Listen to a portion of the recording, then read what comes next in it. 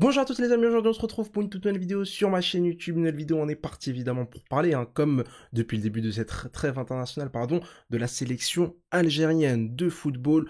On a tout simplement parlé pas mal du match face au Botswana. Écoutez, on est parti pour le deuxième chapitre, deuxième et dernier chapitre de cette trêve internationale. Deuxième gros morceau au programme pendant cette trêve internationale. Rendez-vous du côté du stade de la JSK, stade évidemment exceptionnel. Franchement, j'ai hâte d'y être. En tout cas, évidemment, on sera derrière le poste de télévision, mais j'ai hâte de voir l'ambiance qui sera mise. 51 000 personnes, c'est tout simplement ce qu'on attend. Match évidemment à guichet fermé pour ce match est importantissime, c'est tout simplement pour moi une demi-finale dans ce groupe, une demi-finale tout simplement. Tu peux prendre l'avantage comme tu peux te retrouver derrière. Clairement, le concurrent direct pour cette qualification à la Coupe du Monde 2026, c'est le Mozambique. Voilà, la Guinée a été très décevante, match nul 0-0. Alors c'était pas tout à fait à domicile parce qu'ils n'ont pas de match homologué, le match était en Côte d'Ivoire, mais sur le papier, à domicile, ils ont fait 0-0 contre l'une des équipes les plus faibles de ces éliminatoires, la Somalie. Clairement, pour moi, la Guinée, sauf miracle. Alors évidemment, si à la fin de ces qualifications, la Guinée réussit à aller à la Coupe du Monde, ce sera un exploit sans précédent. Mais voilà, ils ont 5 points de retard sur le Mozambique, 5 points de retard sur l'Algérie à la mi-course tout simplement, à la moitié des matchs. Donc clairement pour moi cette équipe de la Guinée est un peu hors course. Notre principale concurrence tout simplement le Mozambique. Le Mozambique, ça tombe bien, on les avait battus sous Belmadi, 2-0, un match très très compliqué, je sais pas si vous vous en rappelez. On était complètement, je vais pas dire sous l'eau en première mi-temps, mais cette équipe du Mozambique nous avait fait vraiment très très mal. Je suis reparti revoir un peu un résumé de ce match aller. Voilà, heureusement qu'il y avait Armola, heureusement que voilà, on a réussi à aller chercher un énorme résultat à l'extérieur. C'est vrai que c'est l'un des rares bons héritages entre guillemets de Belmadi sportivement, ses débuts de qualif qui avaient été très bien gérés et qui nous avaient permis de bien démarrer. Malgré la défaite l'année dernière face à la Guinée, on reste quand même en tête de ce groupe et clairement ce match-là, c'est pour moi une demi-finale. Voilà, c'est pas une finale encore parce que même avec 3 points d'avance, t'es pas encore assuré d'être qualifié. Il reste encore pas mal de matchs, dont un match importantissime à l'extérieur face à la Guinée. Mais clairement, voilà, pour moi, si tu gagnes ce match-là face au Mozambique, c'est une demi-finale. C'est une demi-finale, il restera derrière plus que 4 petits matchs où il faudra gérer, entre guillemets, notamment, comme je l'ai dit il y a quelques instants, ce match à l'extérieur face à la Guinée. Mais clairement, pour moi, c'est une demi-finale qu'il faudra évidemment prendre au sérieux. Le plus dur n'a pas été fait. Battre le Botswana, je suis désolé. Évidemment, le contexte du match, la pelouse, l'horaire, le ramadan, etc., les blessures, faisaient que c'était le match piège par excellence. Mais à froid, on est obligé de dire que battre le Botswana chez eux, quand tu veux te qualifier à la Coupe du Monde, c'est complètement normal. Voilà, c'est complètement normal. Il n'y a absolument aucune surprise, même si cette équipe du Botswana a quelques joueurs intéressants. Sur le papier, tu étais quand même largement supérieur et c'était juste logique de t'imposer, même si évidemment, avant le match, on n'était absolument pas confiant parce que on connaît le contexte, parce qu'on connaît le continent africain, parce que il n'y a pas de match facile, parce qu'il n'y a pas d'adversaire facile. Mais clairement, le gros match de cette trêve internationale, c'est ce match face au Mozambique qu'il faudra évidemment impérativement gagner. Voilà, pour moi, ne me parlez pas de match nul, ne me parlez pas de défaite. Il faut gagner, il faut prendre 3 points d'avance, il faut repartir tout simplement à la fin de cette trêve internationale avec ce petit avantage qui te permet d'être un peu plus serein, voilà, d'être un peu plus serein, même si évidemment, encore une fois, comme j'ai déjà dit, 3 points d'avance ne te permet pas encore d'entrevoir clairement une qualification, parce qu'il reste 4 matchs, et clairement en 4 matchs, tout peut se passer, même pour la Guinée. Aujourd'hui, du coup, voilà, je voulais un peu revenir sur le contexte, évidemment, revenir rapidement sur ce match aller, franchement, je vous conseille d'aller le revoir un peu, peut-être pas dans son intégralité, je pense que vous n'aurez pas forcément le temps, mais n'hésitez pas vraiment à aller revoir le résumé, pas mal de choses intéressantes, évidemment, à se mettre sous la dent, même si, évidemment, les dynamiques des équipes sont complètement différentes. C'est très très compliqué de prendre ce match-là et de se dire que ça va se passer exactement de la même manière. Déjà, c'est un match à l'extérieur pour le Mozambique, un match à domicile pour l'Algérie. C'est des effectifs qui ont beaucoup beaucoup bougé, notamment du côté de l'Algérie quand on compare tout simplement les différents 11. Et donc justement, en parlant du 11 de départ, vous l'avez bien compris, vous avez vu dans le titre, vous l'avez vu dans la miniature, on est parti tout simplement pour tout simplement que je vous donne mon 11 de départ idéal pour ce match-là. Évidemment, comme d'habitude, c'est pas mon 11 rêvé à 100%. Forcément, j'essaie d'être un peu réaliste. J'essaie de prendre tout simplement en considération les choix potentiels de Petkovic, hein. L'idée, c'est pas de vous donner un 11 de départ complètement loufoque sorti de mon imagination, mais vous allez voir, j'ai fait tout simplement mes choix personnels. Voilà, je mixe toujours entre mes choix personnels parce que forcément, voilà, j'ai des affinités avec certains joueurs, j'apprécie tout simplement plus certains joueurs, c'est logique, hein, je viens de vous dire. Et puis il y a des joueurs que je vois peut-être plus titulaires, d'autres plus remplaçants. Donc encore une fois, c'est logique que je vous donne évidemment mon avis, hein, mais on n'est pas là, voilà, pour prédire à 100% ce que va faire Petkovic, sinon ce serait une vidéo complètement différente. Mais aussi évidemment, je vous donne forcément une composition qui est réaliste vis-à-vis du choix potentiel et des choix potentiels de Petkovic. Écoutez les amis, on est parti sans plus attendre, je vais tout simplement vous afficher juste ici, hop, c'est parti, cette fameuse composition. Alors là, vous allez me dire, mais qu'est-ce qu'il nous fait? Là, cette composition, les amis, je pense qu'on a besoin d'attaquer, je pense qu'on a besoin de marquer, je pense qu'on a besoin de faire le jeu. On est à domicile, on est sur notre pelouse, le match sera à 22 h, les joueurs auront largement rompu leur jeûne, ils seront, je vais pas dire au top de leur forme, parce que forcément, cette période de Ramadan, pour les organismes, elle est quand même assez particulière, et surtout pour des athlètes et des sportifs de haut niveau, mais clairement, tu es dans des conditions normalement idéales, avec un public qui va te pousser, avec voilà ce stade exceptionnel qui va tout simplement voilà, c'est le vrai 12e homme, ils vont être derrière toi.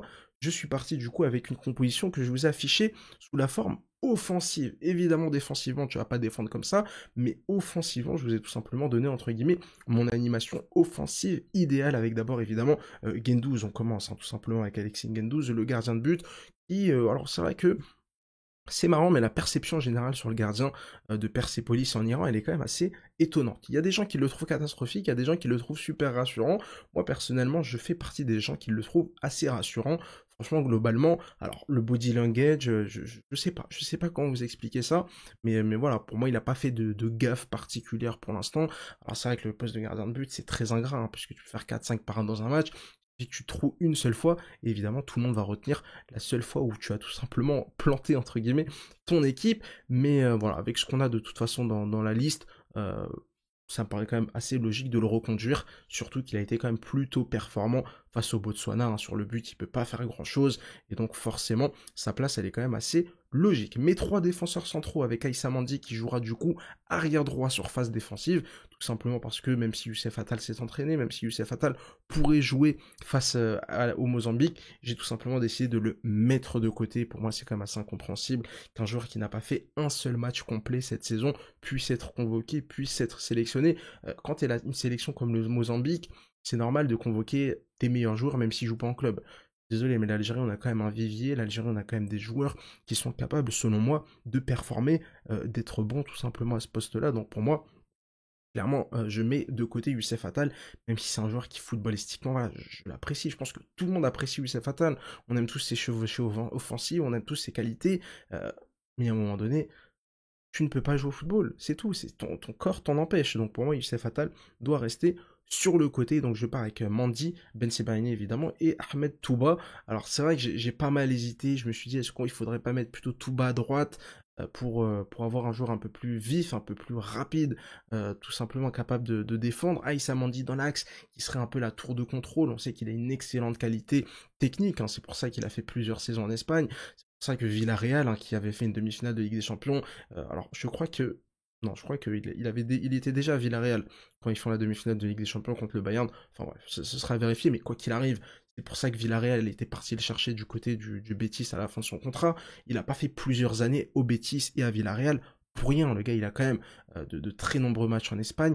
C'est parce que c'est un défenseur central qui est super doué techniquement, qui a une super qualité de passe. Et donc pour moi, vraiment, l'avantage de le mettre dans cette défense à 3, c'est que tu lui donnes plus de responsabilités en fait offensivement. Et puis évidemment, au niveau des couloirs, je suis parti avec Mahrez à droite et Adjam à gauche. J'aurais bien voulu avoir un vrai latéral, un vrai piston au poste d'arrière droit et de d'ailier droit, mais malheureusement dans cette liste, on n'en a pas. Enfin, si on en a un, Youssef Attal, mais bon, on l'a bien vu face au Botswana. Pardon, physiquement c'est quand même très très très compliqué. Je suis pas enchanté de mettre Mahrez dans cette équipe, hein. Honnêtement, je vais pas dire que je le fais à contre-cœur, ça va pas non plus me briser en deux de mettre Mahrez, ça me fait pas mal de le mettre, mais clairement, la liste est construite de telle sorte que je me suis retrouvé en fait dans une situation où j'avais pas le choix. Voilà, j'avais pas le choix. Compliqué de pas mettre Mahrez titulaire à droite. Alors vous allez me dire que la compo elle est quand même très très très offensive, mais à un moment donné les gars, bah voilà, ils sont capables, je pense, tous ces joueurs de faire quand même quelques petits efforts défensifs. Donc on part avec Mahrez à droite, qui, alors c'est vrai que le fait qu'il n'ait pas de latéral qui va dédoubler dans son couloir, ça peut être un peu gênant, mais vraiment moi le Mahrez qui est collé à la ligne, avec sur lequel tu vas renverser le jeu et sur lequel tu peux espérer jouer des 1 contre 1 de temps en temps, je trouve que c'est un profil et un Mahrez qui peut être très intéressant. Maintenant pour moi l'avenir je pense de Riyad Mahrez, à court terme, parce que je pense qu'à long terme, l'avenir, c'est surtout la retraite, mais à court terme, sur 1, 2 saisons, c'est peut-être de venir un peu plus vers l'axe, d'être un peu plus proche du but, un peu plus proche du buteur, et de profiter un peu plus de sa qualité technique dans le cœur du jeu. Maintenant, évidemment, c'est assez contradictoire avec ce que je dis à l'instant.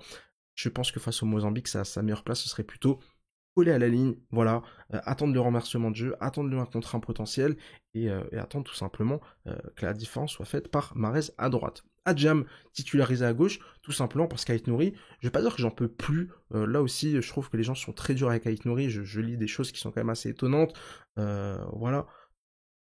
Mais voilà, j'ai envie de tester Adjam, parce qu'Ait Nouri me convainc pas complètement, notamment offensivement. Je trouve qu'il est capable normalement de faire beaucoup plus au vu de ses qualités, au vu de ce qu'il propose tous les week-ends en première ligue.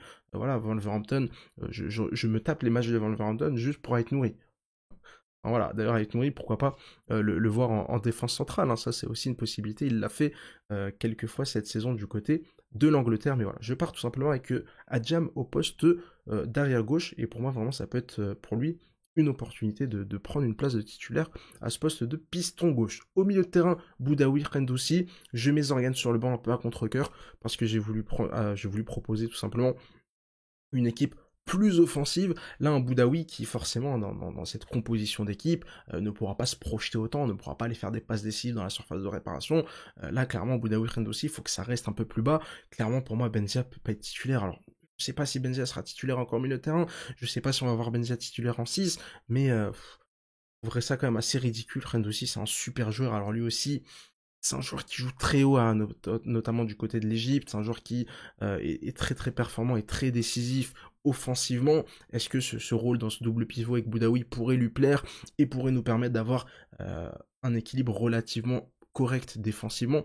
Je ne sais pas, en tout cas je l'assume. Mon équipe elle est offensive, mon équipe clairement elle est déséquilibrée, elle est tournée vers l'attaque, mais évidemment c'est tout simplement mon choix sur ma petite chaise gaming. Et puis le trio offensif, c'est pour moi le trio, enfin j'ai envie de le voir. Je vous l'ai déjà proposé il y a quelques jours dans ma composition d'équipe idéale du match face au Botswana.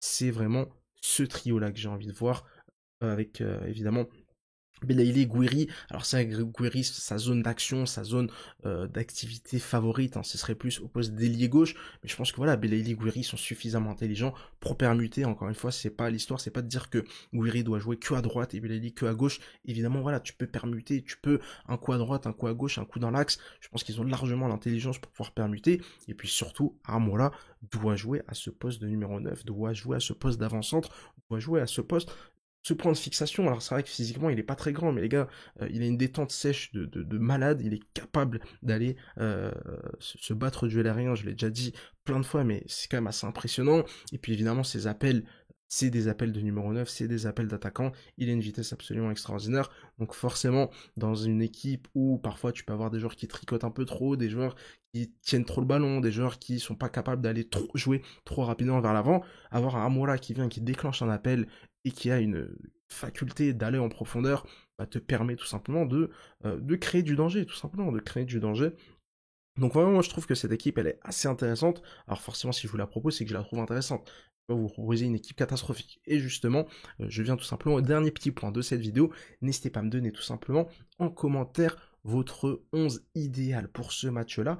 On se retrouve de toute façon dans quelques heures pour mon pronostic pour ce match face au Mozambique. Je vous le rappelle, pour moi, c'est une véritable demi-finale dans ces qualifications à la Coupe du Monde. Victoire évidemment importantissime face au Mozambique, une équipe quand même relativement intéressante.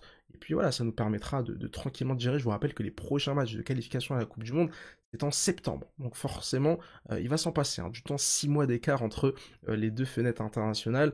Donc clairement, pour notre morale, s'il vous plaît, allez remporter ce match-là. J'ai pas envie de devoir me prendre la tête jusqu'au mois de septembre en me disant « Oh non, on a 3 points d'avance » ou alors « Oh non, on a égalité avec cette équipe du Mozambique ». Non, La confrontation directe, super important évidemment, on les a battus à l'aller, on doit les battre au retour. C'est aussi simple que ça. N'hésitez pas à me dire ce que vous avez pensé de ce 11, n'hésitez pas à me dire ce que vous avez pensé de cette vidéo. D'ailleurs, je tenais vraiment à vous remercier hein, pour tous les commentaires. C'est quand même assez dingue, hein, le nombre de commentaires.